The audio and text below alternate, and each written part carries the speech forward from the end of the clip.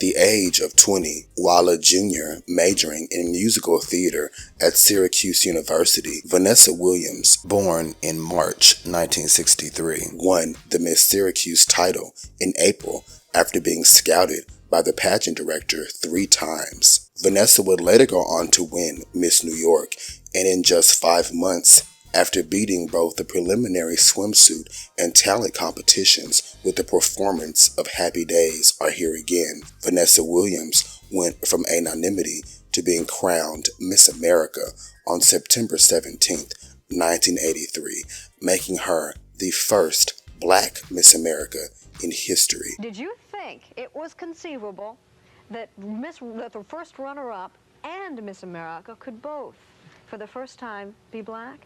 Well, after I had seen her talent and I knew how well I could do, I knew that she would be first runner-up or sometime or somewhere in the top 5. But we really didn't have a chance to see the girls' talent or listen to them in their interview until the final night, watching them on the monitor. So that's when you see the competition? Yes. As far as you were concerned, though, she was just another candidate. People magazine named her one of the 25 most intriguing people of 1983.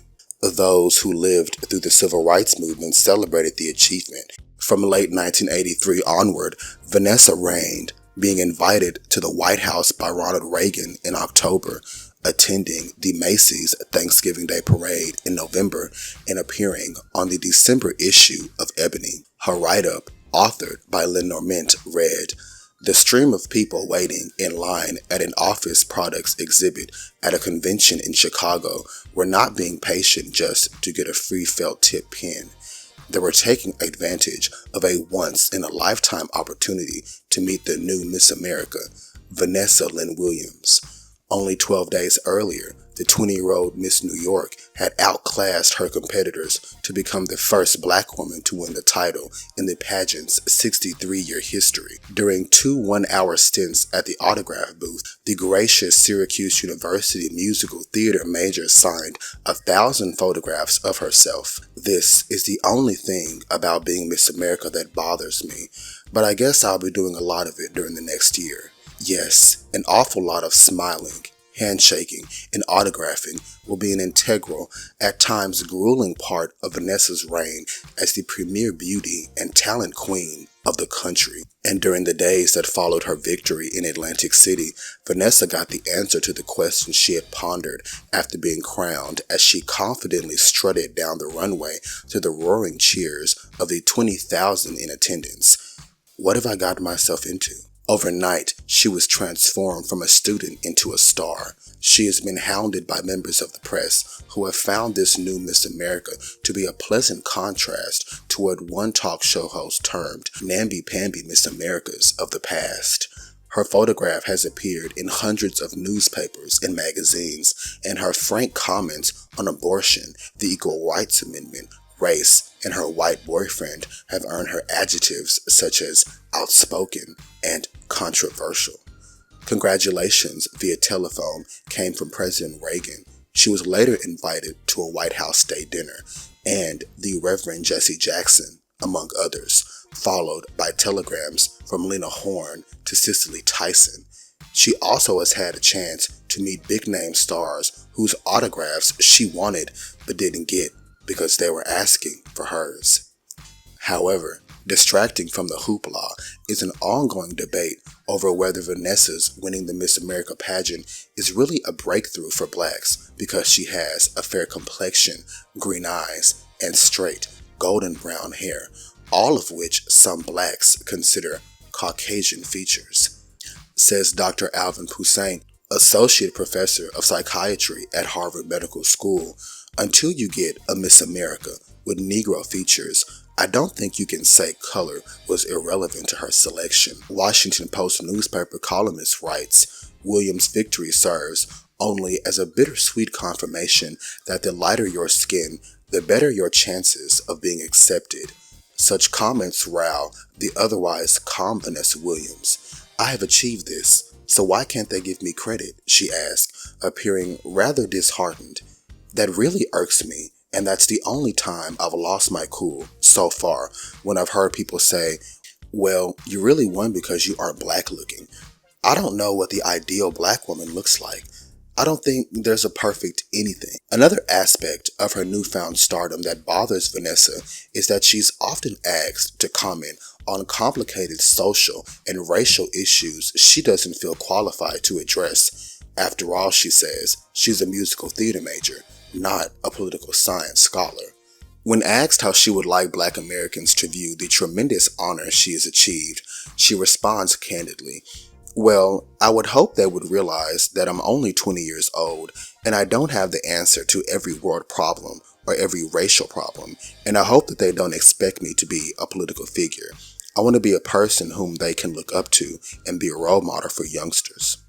It is indeed easy to forget that Vanessa is only 20 years old, for she carries herself as one who is more experienced. Brent Wagner, director of the musical theater program at Syracuse, says she is stylish and sophisticated, not your average college student. She's very skilled and talented, but she also has a certain degree of presence and authority that she carries onto the stage that not all beginning performers have.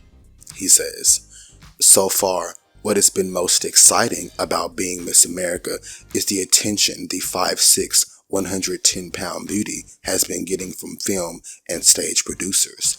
It's no secret that Vanessa's ultimate goal in entering the pageant was to get several steps closer to the Broadway and film career she wants so badly.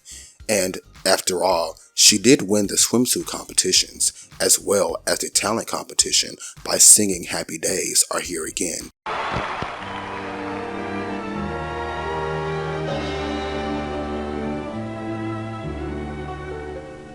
So long sad times, go long bad times, we are rid of you at last.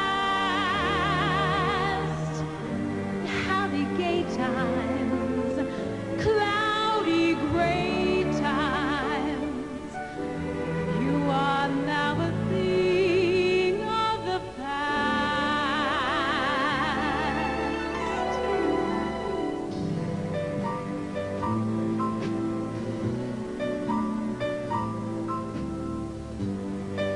Happy days are here again. The skies above are clear again.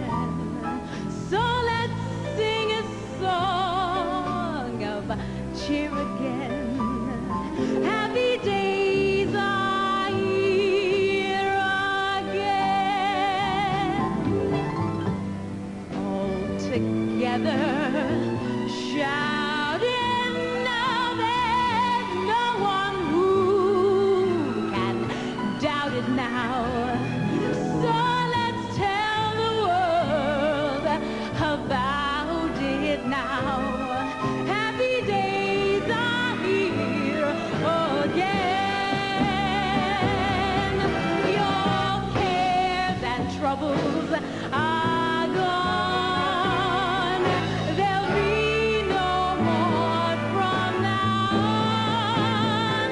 From now on. Happy days are here again. The skies above are clear again. So let's sing a song of cheer again. Happy times, happy nights, happy days are here again.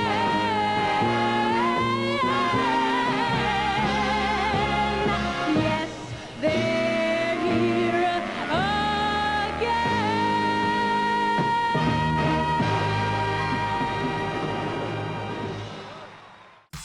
After graduation, Vanessa had intended to move to New York City and struggle to become a Broadway performer, but within a week, she had gotten modeling and film offers, proposals to have a doll fashioned after her, and a request for her to be the spokesperson for a clothing line. "It's really been phenomenal," she exclaims.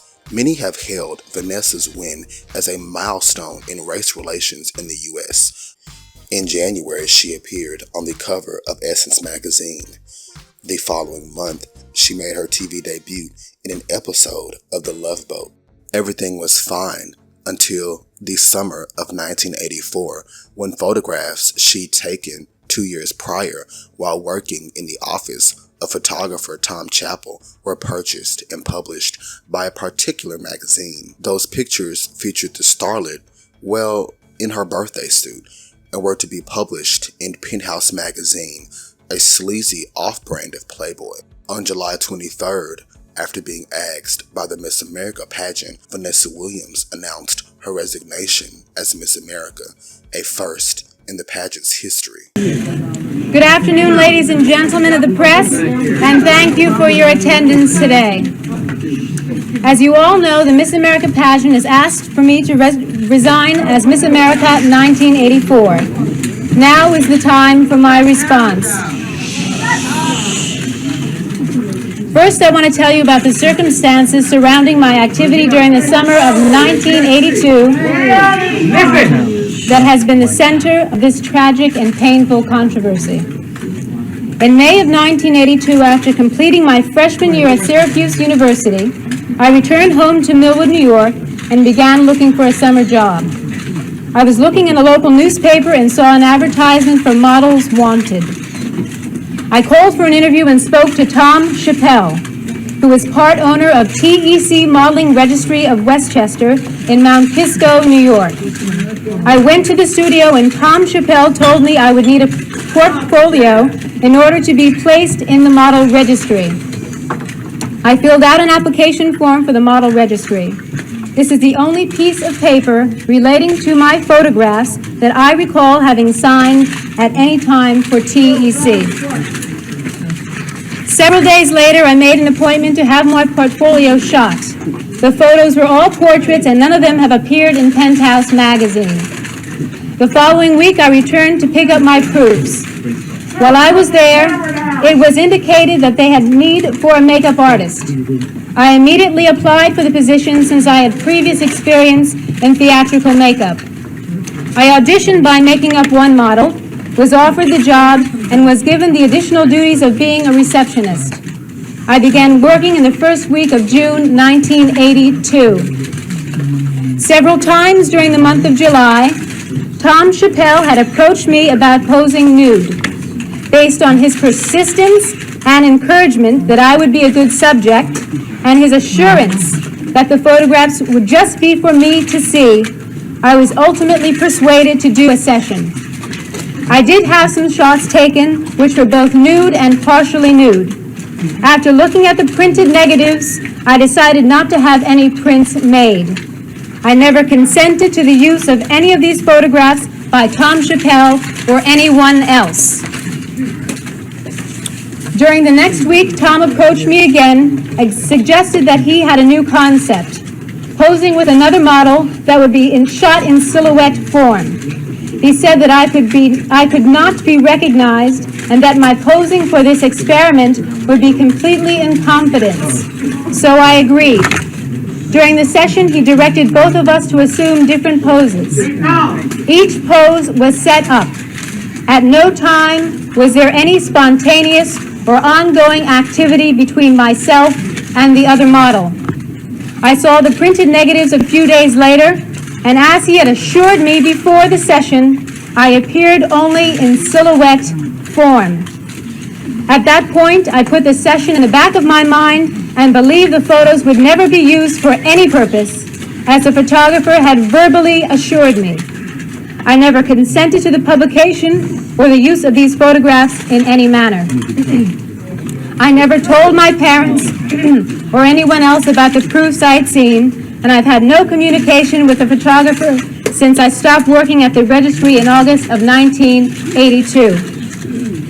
When I learned that the photos were scheduled to be publicized in Penthouse by an unsolicited call on Friday, July 13th, I called Albert Marks at the Miss America pageant to tell him I had heard a rumor from a reliable source that some photos were going to appear in Penthouse. I also told my advisor, Dennis Dowdell, and my parents that I had taken some nude photos. Last Friday, I heard on the news that the pictures were going to be published. I also learned that the pageant had asked me to resign my title and that I would have 72 hours to make my decision. I was shocked, surprised, and deeply hurt, as I am sure many American people were. I didn't exactly see the pictorial until Sunday morning. After viewing the photos, I was enraged, and I felt a deep sense of personal embarrassment. Hey, get that camera down! Get the front away! It is one thing to face up to a mistake that one makes in youth, but it is almost totally devastating to have to share it with the American public and the world at large as both a human being and as Miss America. However, no matter what happened in the summer of 1982, the question everyone has been pondering, including myself, is whether I should try to retain my title as Miss America in spite of the circumstances. Over the past 10 months, it has been both an honor and a great privilege for me to serve the American people and the pageant as Miss America. It is an honor which has been shared and brought lots of happiness to me, my family, my community, and the world. During my reign as Miss America, I have served with great enthusiasm, energy, and pride. I feel that I have, to the best of my abilities, tried to maintain all those positive qualities that have encompassed my duties and responsibility to the title of Miss America. I fully support the Miss America pageant and the opportunities it has provided for millions of aspiring young women, such as myself, throughout the United States. However, it is apparent to me that because all this has happened during the past week, it will be difficult for me to make an appearance as Miss America. I am not a person who gives up when the going gets rough. I am a fighter. I will fight for what I believe is right, and so will my family. It has never been, and it is not my desire to injure in any way the Miss America title or pageant. I feel at this time I should expend my energies in launching what I hope will be a successful career in the entertainment business. I feel my new career will be the greatest challenge in my life. Therefore, I do officially relinquish my title as Miss America 1984 to the Miss America pageant. The sponsors, representatives, and all facets of the pageant have been tremendously supportive of during my year, and I would ask the sponsors and public and all the contestants to continue their support. I sincerely want to thank my family, my friends, and all of those Americans who have come to my defense during the most difficult time in my young life. I remain proud to have served as Miss America and feel fortunate that in the face of all this, I have also been given lots of love and admiration during the most rewarding and happiest year of my life. Thank you again for your courtesy and your attention. I appreciate this opportunity to explain my decision to you.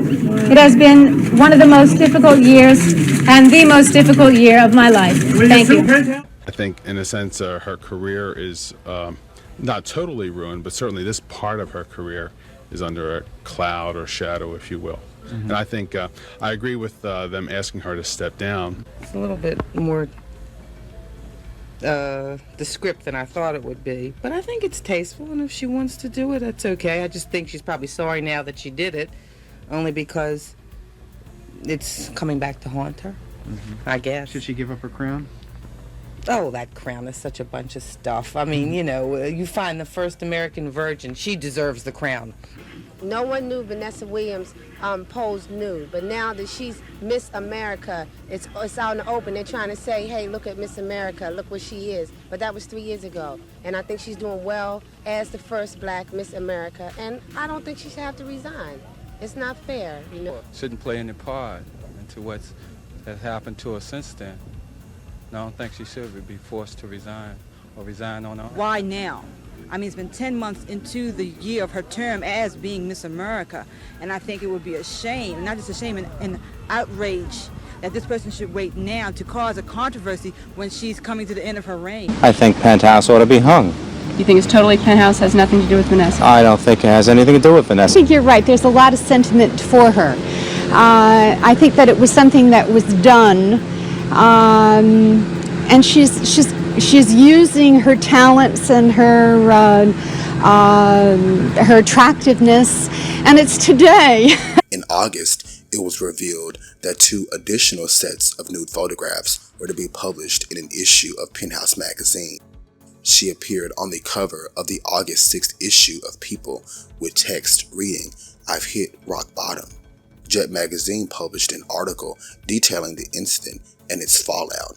Since resigning as Miss America in 1984, Vanessa Williams, the first black to win the coveted title, is still wrestling with feelings of pain, anger, and embarrassment over the publication of nude photographs of her and another woman in a national girly magazine. Miss Williams, a 21-year-old aspiring actress, singer, dancer, was asked to relinquish the title that supposedly embodies purity and wholesomeness, only to disclose that the 15th anniversary issue of Penthouse magazine was approaching.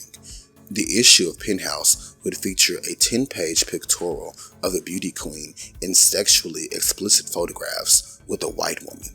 The photos were taken while Miss Williams was working in the office of New York photographer Tom Chappell. The young woman's parents, Helen and Milton Williams, suffered the same humiliation, though they have not seen the photographs and said they have no intention of doing so. The press milked the story for every last drop they could get. Undeterred, as she pursued her dream of becoming an actress and singer on stage, Vanessa Williams made her acting debut as a singer in need of protection in the first episode of the NBC series Partners in Crime. Jet magazine, of course, wrote an article about it.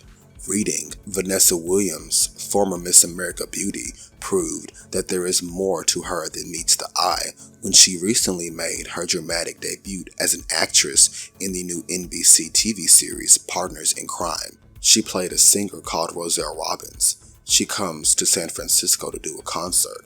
She is a soloist on tour, and there is a fan who keeps showing up across the country who has been scaring her. Though she admits she was ill at ease when she showed up to tape the show in the wake of the Penthouse scandal, the 21-year-old singer-actress said, "The first day Lonnie and Linda were saying how much it was a pleasure to work with me, and they gave their support. By the end of the week, I was having a fabulous time. Once shooting was underway, it was evident Miss Williams had a natural flair for acting, dancing, and singing. She performs 2 tunes in the show. After a while, filming her parts was such a cinch that she was dubbed One Take Vanessa on the set. Now, with professional acting credits under her belt and a love to share her happiness and sorrow, Miss Williams said her mind is set on becoming a serious, dramatic actress. With the drive and tenacity Vanessa Williams has shown, no doubt she'll be in the entertainment spotlight for years to come." And, well, they were right. After appearing in episodes of The Red Fox Show, The TJ Show, and Love Boat, Williams began recording an album. After all, she could sing Streisand. She also contributed vocals to George Clinton's Do Fries Go With That Shake. Signed to Wing Records, a subsidiary of Polygram's Mercury Records, her album was recorded at various studios in California, Pennsylvania, and Florida from 1986 to 1987. Rex Salas of the band Tease, who scored a top 20 R&B hit in 1986 with Firestarter, produced 6 tracks on the album: The Right Stuff, If You Really Love Him, Security, Darling I, Can This Be Real, and Whatever Happens. Larry Robinson co-wrote and produced Be a Man, and Donald Robinson produced Dreamin', which was a cover of a song performed by the family group Gwen. The album was executive produced, funded, and overseen by Polygram president Ed Eckstine, who is the first black person appointed president of a major label. On February 1st, Wing released her first single, The Right Stuff.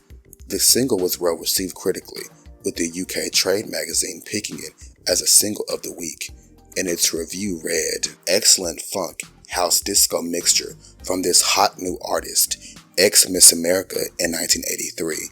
The groove has a definite Jam Lewis touch, but with the dry synthesized percussion and the effective use of vocals and sampling, the overall atmosphere is irresistible and bound for the clubs. Stay tuned in for her solo debut LP, The Right Stuff."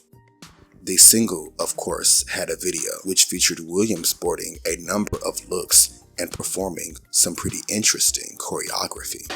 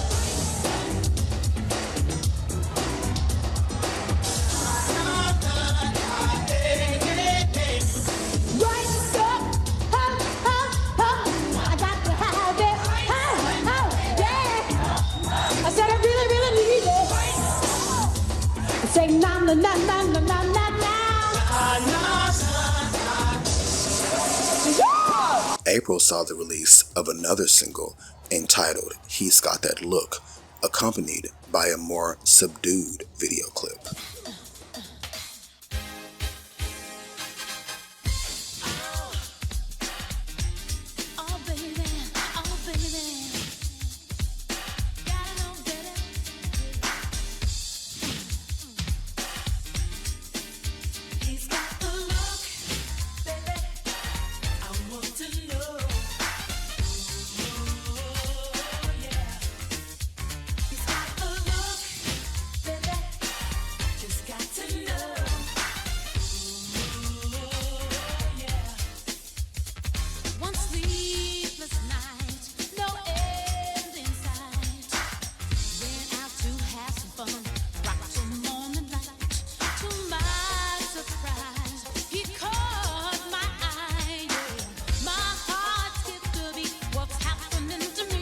The Right Stuff debuted on the R&B charts at number 80 for the week ending May 21st, 1988. Things Were Quiet Until the Whole Set, also entitled The Right Stuff, was released in June.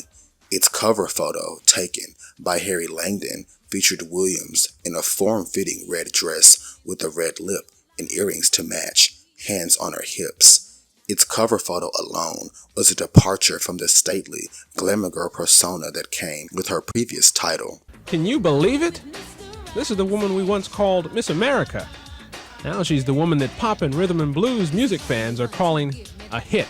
I've been singing all my life, but, you know, my community, my family, everyone that's seen me sing knows that. The rest of the public thinks you're next, you know, an ex-beauty queen, and of course they think that you have no talent and you're a bozo. And you have to constantly prove over and over that, yes, I did get to where I am because of my talent, and I will have longevity because of it, too. She embarked on a press tour thereafter, appearing in over 40 cities at record stores and radio stations to push her album. Meet Vanessa Williams. 4 years after she relinquished her Miss America title because of the controversy that arose when these nude photos were published in Penthouse magazine. At 25, Williams is married the mother of a 1-year-old daughter, and one of the hottest new artists on the music scene today. People listen to the track and turn it up because it's different, because it's got James Brown opening up with samples and gunshots, and they're saying, what is this? And when they hear that it's me, they say, whoa, she's funky, she can hang. And oh, I didn't know she was talented, I didn't know she could sing, and I expected the reaction anyway. You know, I know the whole Miss America deal and everything that happened after it. And she's done well to be this far and now have her own album and everything. Did you ever think it was going to drag on this long? And are you finally getting that behind you, do you think, with this new success? You know, I didn't put a time limit on it, and you know, I'll pray for the day when everyone can just forget about it and not even have to bring it up. I mean, I'll be glad when I reach that day when people can talk about my body of work as opposed to, you know, putting a tag or a label on it. Chris Kelly gets all the great jobs here. Have a seat. Hello, Vanessa. So happy you could join us today. Well, thanks. I'm a big fan. I know like half of these people. I know that's a true story. You know, behind the scenes here at Dance Party USA, Vanessa came in during the commercial break. She turned and said, oh, there's Jimmy Jam. And there's Chris and Jenna. You guys are brother and sister, aren't you? Oh, it's so nice. We're going to get into your video. We love this song, The Right Stuff. We'll talk about that in just a second. There's a couple of things that I wanted to talk to you about, okay? We all know your situation, what happened. Okay, now, there's something that you may not know, but everybody in this studio, especially of our regulars and permanent guests, can kind of relate to that. Being on television and going back to their high schools, a lot of times, and I think they'll nod and agree with me here, sometimes some people have some things to say to them. They assume things about them that may not be true just because they're on television, and sometimes it gets right down to being ridiculed. My question to you is, how did you feel when everybody was talking about you? When every time you picked up a newspaper, you were in it, and everyone was talking about the story, and how did you bounce back? I mean, how did you feel while that was going on, and then how did you bounce back? How I bounced back? Well, I think I was fortunate enough to have a great family, a lot of good friends that, I mean, from high school, from college, a good core of people that basically supported me. I mean, I think without love and some kind of foundation, you can't go on. So good answer. that was part of it. And also, I really, you know, I always dreamed about having a career. I've been singing all my life, dancing all my life. I got a real fan here. I think anything you say, Andre's going to go, yeah, good answer, yeah. But, you know, I wanted to get on with my career and let the dust settle and move on ahead. And She also appeared on Dance Party USA on USA Network. The Right Stuff hit number 4 on the R&B charts for the week ending July 9th. 2 weeks later, it debuted on the Hot 100 at number 82. The following 2 weeks saw the single rise 16 chart positions to peak at number 66 by August. August also saw the release of the third single, Dreamin'. He's Got That Look debuted on the R&B charts that month at number 65.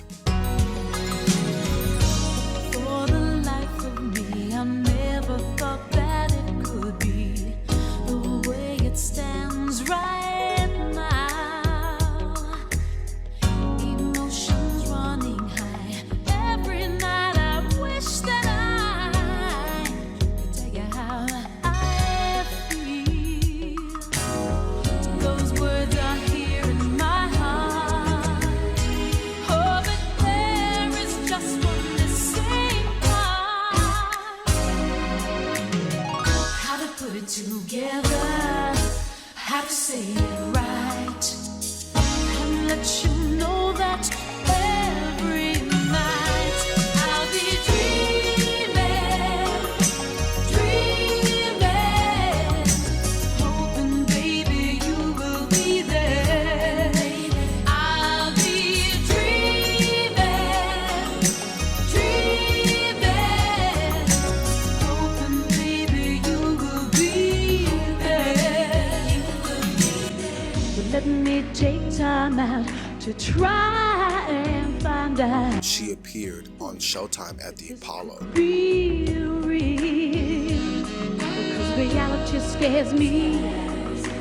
I've been living a fantasy. How should I feel? Those words are here in my heart. Oh, but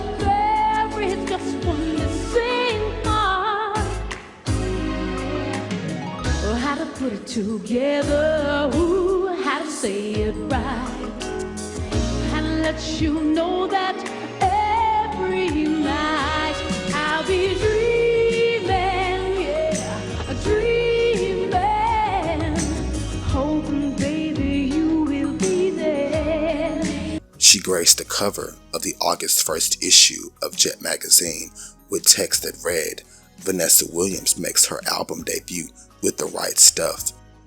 She even hosted an episode of Improv Tonight, also giving us a glimpse into her comedic stylings. Thank you. Hello. It's great to be here. And what a fantastic introduction. Her debut album. You just don't know how good that feels, because if I had $1 for every time that someone asked me if I could sing, I wouldn't have to make an album. Well, sing The Right Stuff, baby! Okay. But, you know, singing is what I've always really wanted to do, but I got a little sidetracked. I was at Syracuse University majoring in musical theater and eating pizza and drinking beer like we all do. And a local representative came along from this pageant, which was the Miss America pageant. So I said, sure, what the hell? You know, I knew I wouldn't win, and I was surprised. And I soon learned that when you become a Miss anything, a Miss Tomato Festival, Miss Beef Stew, Miss Spark Plugs, or even the coveted Miss America, everybody automatically thinks that you're a no talent, no brain bimbo, and that stigma just follows you forever. I was recently on Password, which in fact was one of the high points of my professional career, and one of the people who was affiliated with the show came up to me and said, "God, you're so smart." I mean, like he's totally surprised that I could play this incredibly intellectual game. I mean, come on, we're not talking quantum physics here. I mean, we're not even talking Jeopardy. But it made me realize that, you know, being on Password and being a celebrity, you get to appear on all those great TV shows you watched when you were a kid. And when I was a kid, my favorite show was Soul Train. You know, Soul Train! That was my favorite. And a couple years ago, I had the great honor to be the first name on the Soul Train scramble board. They went V-A-E. I mean, it was great. And I thought to myself, Vanessa, you have arrived. And I have also arrived at the end of my monologue, thank God. Woo! Anyway.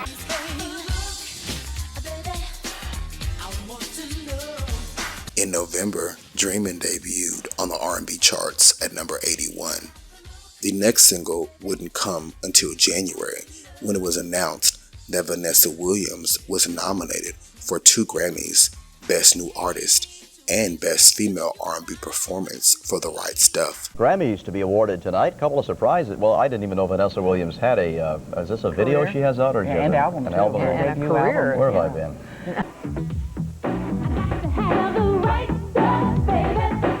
Her solo debut album is selling well, but not at a record-breaking pace, so she says she was shocked when she heard about the nomination for 2 Grammy Awards. I asked her what categories, and I said, Best New Artist, are you serious? And she said, yeah, and then the other one is Female R&B Vocal. And the most frustrating part is I tried to call my husband, who's my manager, and he was at a screening, and I couldn't get in contact with him for 3 hours. And I was calling my parents and my friends and everyone that worked on the album, and I couldn't. My husband didn't know. Williams' husband, Ramon Hervé, is the one she credits most for her success. Almost 6 years ago, she gained worldwide notoriety as the Miss America who was defrocked when nude photos of her were published in Penthouse magazine. Hervé was there to help her pick up the pieces. Now she says the Grammy nominations indicate her career is finally back on track. I was a celebrity, and then, unfortunately, I had to work all the more harder to be considered an artist or get my niche, which is, you know, as a singer. She'd also wind up winning Outstanding New Artist at the NAACP Image Awards that month as well.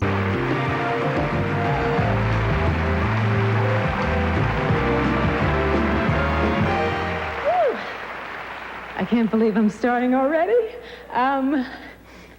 Thank you, NAACP, for giving me this Image Award.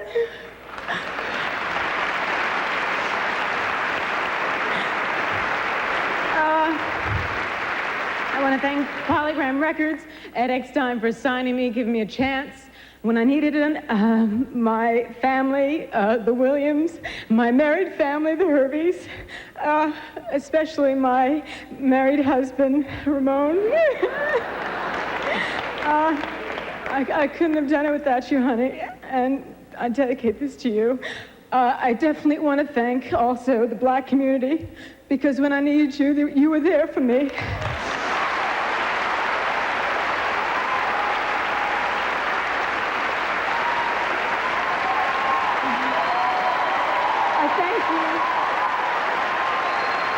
I thank you for giving me the opportunity and encouragement, for showing me how to spread my wings and fly, because I'm flying now. Thank you.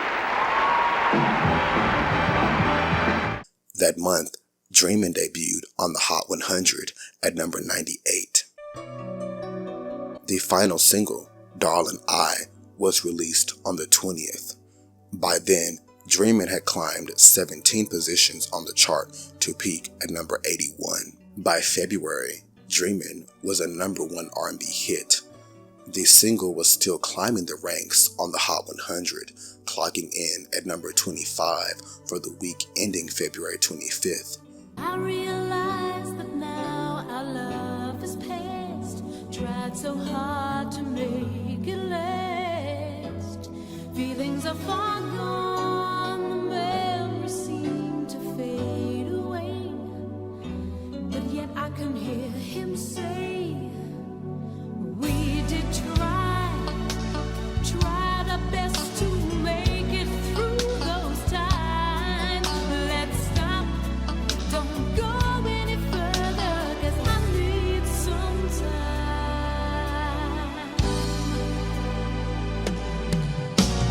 Darling, I know you never meant to make me cry.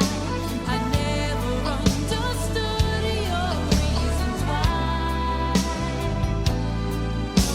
And darling, I know you never meant to make me cry. These lonely nights without you, I guess it's goodbye.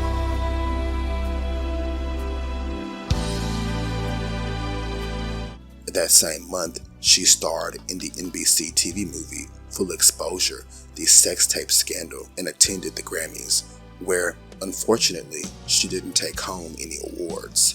In March, The Right Stuff was certified gold for $500,000 in sales. 1989 also saw the release of a VHS collection of all her videos entitled The Right Stuff Collection. By April, Dreamin' was a top 10 hit, peaking at number 8 for the week ending April 8th. 2 months later, Darlin' I reached its peak of number 88 on the Hot 100, and just a month later, it hit number 10 on the R&B charts. Hi, I'm Vanessa Williams. You can get the right stuff when you dial my personal hotline. Dial 1-900-909-STUFF. The Right Stuff transformed Vanessa Williams from a pageant girl who never really wanted to do pageants to a Grammy-nominated musician, while acting gigs and guest appearances proved she was a budding actress. Her next release, which she presumably began recording in 1990, would find the beauty queen turned music star in her comfort zone. I don't feel my heart so easy. It's just through to you. I'm saying, don't waste time with indecision. We've got things to do. So listen, anytime you feel like a little love, I'll be there to give my all. When you see it's me that you're thinking of, all you